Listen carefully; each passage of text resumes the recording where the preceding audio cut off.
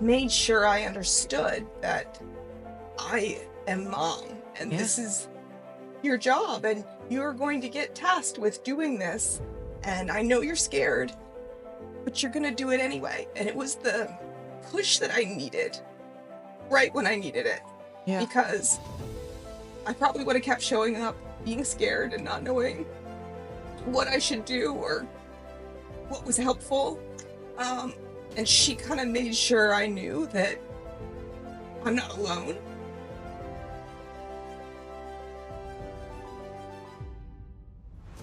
Good afternoon and welcome to Dollars and Cents, the podcast. I'm your host, Amy Dahl, and we are here in my living room where we have conversations about wealth, leadership, generosity, and family success. And today I am super excited to welcome my neighbor and friend to talk about Children's Hospital of the King's Daughters, which is a cause near and dear to my heart because we do donations through real estate to CHKD. But welcome first. Thank you. Very excited to have you. Thank Thank you. You had to do the big walk down the street. It was a long drive. I know. Yeah. But really cool when you moved in to find that you have a strong affiliation with CHKD too. I mean, we're so blessed to have a children's hospital in this area. I mean, first of all, Yeah. how lucky are we, Yeah. especially as moms? But tell us a little bit about what CHKD means to you. Sure. So we have an 11-year-old son who was born at 26 weeks gestation. So that's 14 weeks before a due date. We knew he was going to be premature. I'd had a complicated pregnancy, so we were prepared. We knew it was coming. Don't really prepare yourself for what's coming after. Beyond this is what's gonna happen. How big was he? So he weighed 1 pound and 3 ounces. Wow. Which is 550 grams. So very, very small. I used to say it's about the size of, when you get a little plastic water bottle, just your standard little guy from, Walmart. Yeah. That's about what he weighed. Wow. So tiny. Oh my gosh. Tiny. So that was sort of our first real introduction into CHKD. My sister had been a physical therapist there. At that point, she'd been there for probably 5 years. I've grow up in Chesapeake, so I always knew CHKD was there. But as a child, fortunately, I'd never had to go there. I'd never stepped foot in the doors. Wow. So it was kind of a, here you go, welcome. Yeah. So we spent 115 days in the NICU at CHKD, where you learn a lot and get pretty involved as a parent, but it's pretty scary. And we just navigated that journey. Gus had a pretty, I'd say, standard journey, but I don't mean that to say it wasn't complicated. Pretty much all the things I think all NICU babies are complicated. Yeah. Yep. Everything's complicated. Nothing is easy, but in the grand scheme of things, we were extremely fortunate to not have suffered any long-term major health conditions or complications. So we have an immense amount of gratitude towards CHKD for everything that they have done. Even in so many of the years out of the hospital, out of the NICU, for his first 2 years of life, I was there at least twice a week, if not more. Gosh, I'm going to cry. And I know, Gus. Yeah, I mean, he had physical therapy, occupational therapy. He saw GI, he saw endocrine. So it was a second home for a very, very long time. Yeah. I still get choked up about it. And, he's 11 now. Yeah. So that was sort of how we started our journey with CHKD. Oh. And then when Gus was about 1.5 years, I was asked if I was interested in being on the Family Advisory Council for the NICU. And I jumped at that opportunity. And when I started doing that, it was you get to do it for 3 years. They only give you 3 and then they kick you off. But during that time, I felt like I was called to do more. So I started volunteering in the NICU once or twice a week. And what I would do was just go in and talk to other parents who were going through it, talk about our experience, and try to offer an understanding. Because you're on the other side of it. Because I was on the other side of it.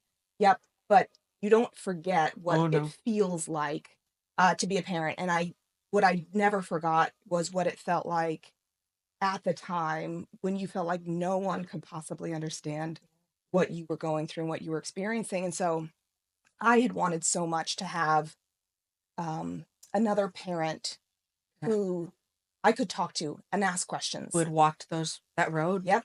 Yeah. Yep. And there were moms that Right. I kind of knew and that I could ask a few questions. But there was just a need for that. Yeah. The NICU had parent support coordinators that were truly fabulous. I mean, I can't downplay what their job meant and what it did. Um, and so I wanted to volunteer with the parent support coordinators to offer just an extra person who could Yeah. go around and see if there was somebody who wanted to chat, and Yeah. if I could offer just some hope, some Yeah. experience, a bit of I know what you're going through, never perfectly because Yeah. every baby is different, but at least I could say I do Empathize. empathize with what you're feeling and how hard Yeah. this is. I Yeah, can't imagine that there would be a single day that you would not walk in there and there wouldn't be a parent that could use that extra level of support absolutely. every single day. Absolutely. Yep. Yep. So that was really meaningful to me, and I continued to do that for a long time. And after I left the Family Advisory Council, I was invited to join the NICU Friends Circle of the King's Daughters, which was started by 6 women who had initially been the first group on the Family Advisory Council. When their 3-year term was up, they said, "We don't want this to be over.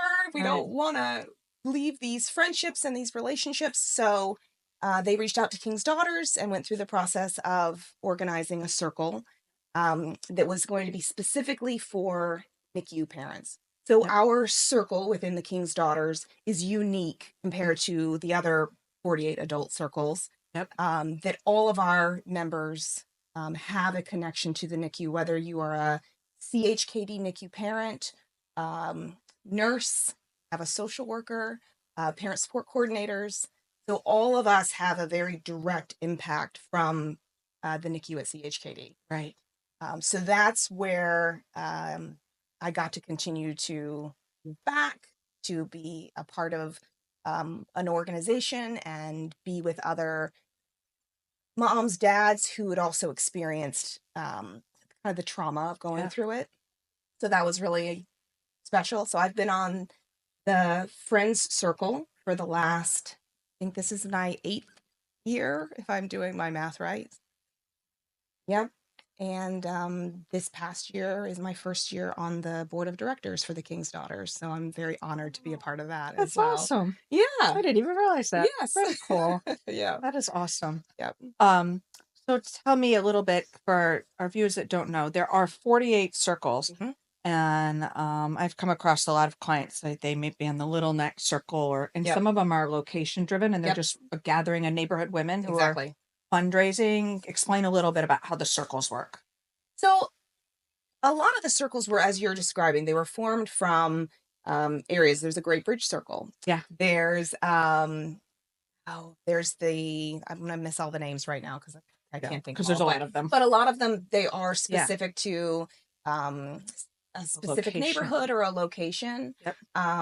Some are large. We have some circles that have 50 members, and we have some circles that have 6 members. Yep. Some have been around for a very, very long time. Ours is one of the newer circles. And there are also 6 junior circles, which is pretty cool. That is cool. Mhm. And That's I think really in neat. total, there's about 1,100 members that make up the King's Daughters circles. Right. Very cool. So now, you are doing some fundraising this spring. We are. Yeah. So you Yep. put on an event every year for the NICU Circle. Yes. Puts it on, correct? The NICU Circle hosts an event every year. It's called Party for the Pint-Sized. And Love we it. hold it at a brewery every year. So we thought the name Pint-Sized Yeah. was kind of cute for our pint-sized preemies. And this will be our 7th event. And we've done it in the past. This will be our 2nd year at Maker's Craft Brewery in Norfolk. We used to be at O'Connor's before that, before they switched over, sold the business.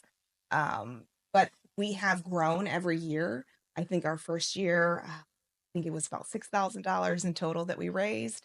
And last year it was a little over 19,000.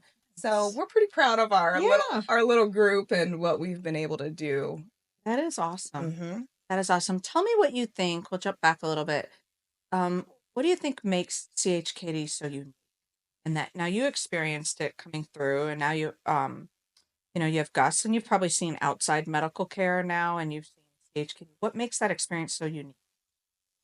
Well, I don't know how other hospitals are necessarily established, how they're Right. where they start, but I think that CHKD has such an interesting background. It was started over 120 years ago by nurses on bicycles who would ride their bike I had to no idea. yeah, to homes in the community Uh-huh. to offer nursing care. Wow. And that's what started the King's Daughters.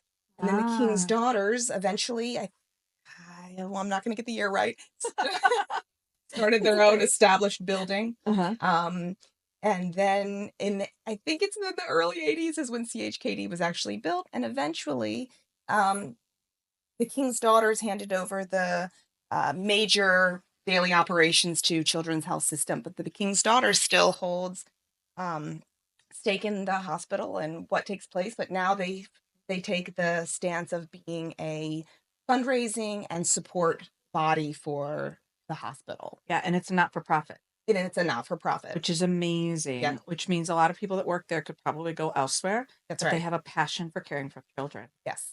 So, and then not directly, related to you, but for our audience, they opened the mental health center there, which is just unprecedented. And Yes. I got to tour it this past 4 or 5 months ago.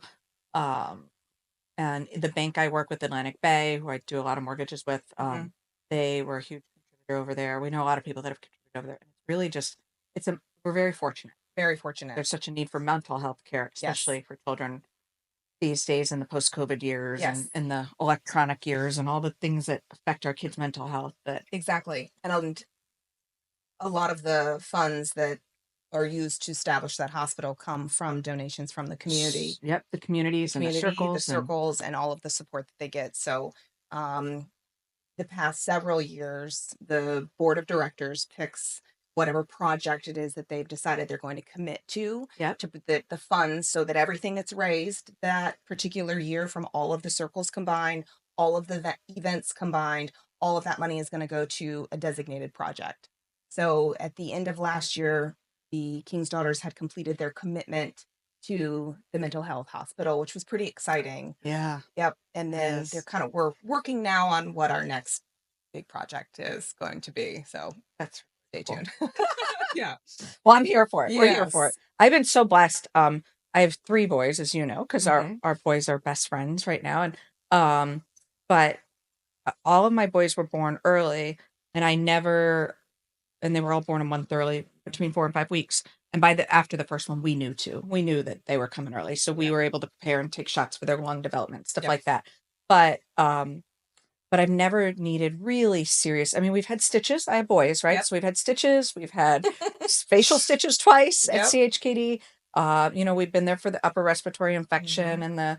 and we've had some minor surgeries there, nothing major. But I can't imagine being a parent.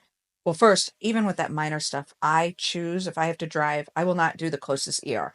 I will drive out of my way to go Hmm. 15 minutes further to hit the children's hospital Hmm. because everything is catered Yes. to my children. And we're not dealing with adults and adult size things. We're dealing with child size things. Right. It's different. It is The different. level of care is different.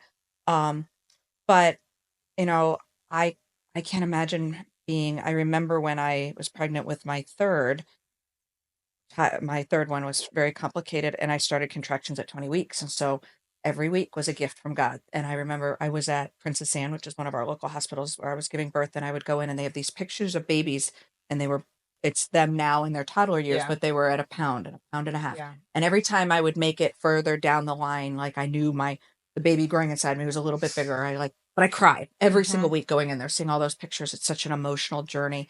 And we made it to 35 weeks, which is amazing. But give me, is there a moment that stands out, or a memory that stands out for you after Gus was born, that's an example of the care that you got there while you were there, of how Sure. they got you through those times? Because I know everybody there is special and amazing. There is. Sorry, this one will make me choke up. It's okay. And I won't promise I won't cry either, because Yeah. it So gets very, the first few weeks we're in there, it was really challenging to be able to feel like a mom, right? yeah. Because you show up. I'd spend 8 hours a day there in the very beginning, really through the whole 115 days I was there. And could you even hold him at that point at a pound and a And half? so he was not yet. He Okay. was on a type of ventilator in the beginning that was not just pumping oxygen to his lungs, but it was working so hard to keep his lungs inflated. Right. And they called it a jet ventilator. I don't know if they still use that type now. You know, okay. Okay. Yeah. So my that's my podcast director for the audience behind the scenes, who Okay. also has 6 children. So Amazing. Amazing.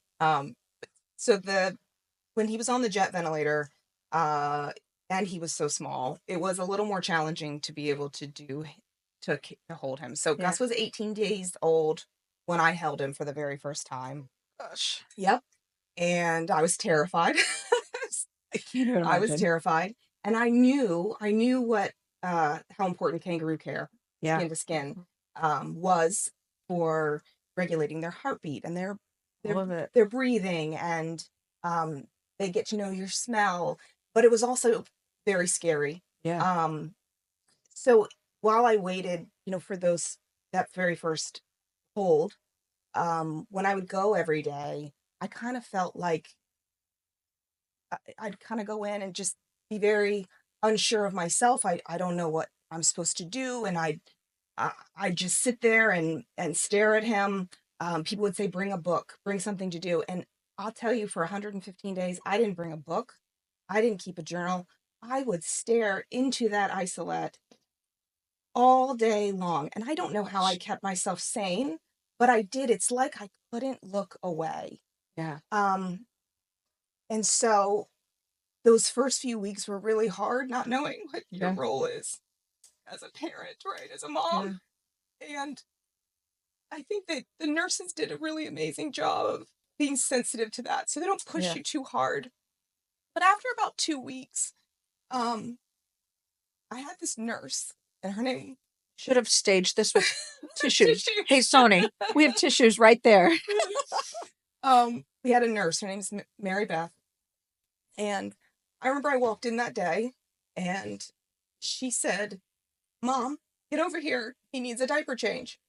And I kind of looked at her like, "Why are you asking me? I don't know what to do."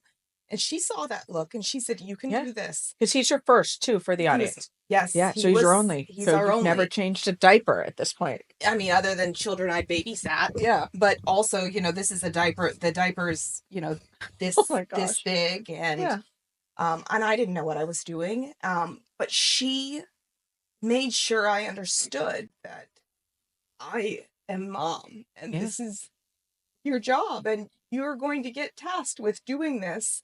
And I know you're scared, but you're going to do it anyway. And it was the push that I needed right when I needed it. Yeah. Because I probably would have kept showing up being scared and not knowing what I should do or what was helpful. And she kind of made sure I knew that I'm not alone and that you can do this and you are mom. And that was kind of a turning point in terms of me allowing to myself to feel like a mom, right? Yeah. And it was really, really special. And it's the story I've told many times. It doesn't get any easier. It doesn't get any easier. I've told it. I've spoken at some donor appreciation events, and I've told that story. And years ago, the NICU made a video for the residents about how important in family-centered care was. Yeah. And I told that story then, because it's so important to make sure that the parents feel like they have a voice. Yeah. That they have gut instincts, that we don't have a medical degree, but you learn to tell when your baby has something wrong, even when you don't know what it is. It's ingrained. That's just something. I can't explain that either. It is. Always trust the mama. Yep. And the nurses are so loving and kind, and they were so encouraging about uh, wanting you to Trust your instincts trust that your you didn't even instincts. know you had Yeah, instincts and yet. participate and be a part of your baby's care. And I was so lucky to have had um, just the very best nurses who I will love forever. And they made all of the difference in the world for my experience. And I believe for Gus's experience. They're just so knowledgeable.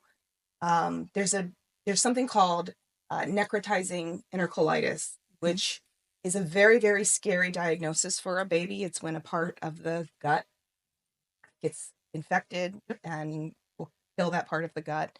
And it's extremely common in a premature baby. Will take a life of a preemie very, very quickly. And was the one thing that I understood. There were so many things I didn't know were risks, but this was one that I knew was a risk.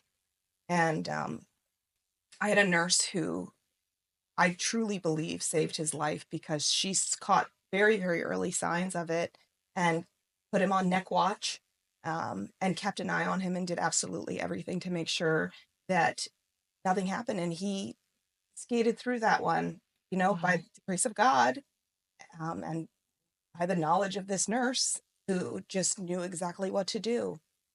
And I sometimes wonder why we got so lucky. Yeah. There are a lot of years where you think, why me? Right? Why did this happen to me? And there are moments of being sad and angry. But I don't look at it that way anymore because now I think it's given me a different purpose in my life. It's given me an opportunity to sort of share my story and to give back in ways that I can. And it's certainly given me a different amount of love and appreciation for life, and for his life and what he had to go through. He was meant to be here, without a doubt. Yeah.